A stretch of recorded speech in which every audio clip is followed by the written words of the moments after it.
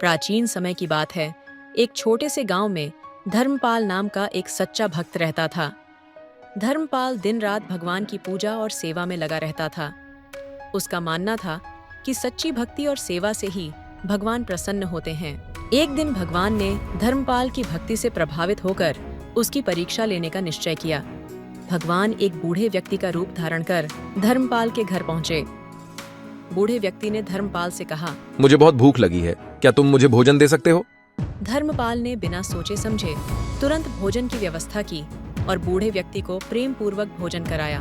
बूढ़े व्यक्ति ने धर्मपाल से कहा, तुम्हारी भक्ति और सेवा देखकर मैं बहुत प्रसन्न हूँ। मैं तुम्हें एक वरदान देना चाहता हूँ, जो चाहो मांग लो।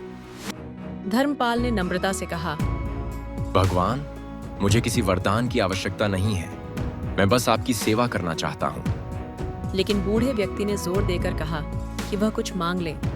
धर्मपाल ने सोचा कि अगर भगवान खुद वरदान देने आए हैं तो क्यों न कुछ ऐसा मांगा जाए जिससे सबका भला हो। उसने कहा, भगवान, अगर आप मुझे वरदान देना ही चाहते हैं तो कृपया मेरे गांव के सभी लोगों को सुख, शांति और समृद्धि प्रदान करें। भगवान धर्मपाल की विनम्रता और निस्वार्थ भाव से अत्यंत प्रसन्न हुए। उन्होंने अपना असली रूप प्रकट किया और कहा, धर्मपाल, तुम्हारी सच्ची भक्ति और निस्वार्थ प्रेम के कारण मैं तुम्हारे गांव को हमेशा के लिए सुख, शांति और समृद्धि प्रदान करता हूं। इसके अलावा तुम्हें भी आशीर्वाद देता हूं कि तुम्हारा जीवन हमेशा खुशहाल और समृद्ध हो। भगवान ने आशीर्वाद दिया और अदृश्य हो गए। धर्मपाल और उसके गांव के लोग भगवान के आशीर्वाद से अत्यंत प्रसन्न हुए। गांव में सुख, शांति और समृद्धि का वास हो गया।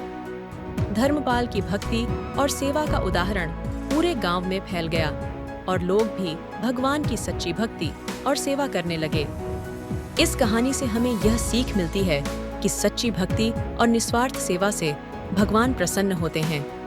निस्वार्थ भाव से की गई सेवा और प्रेम से हम न केवल अपने लिए बल्कि दूसरों के लिए भी खुशियां और समृद्धि ला सकते हैं।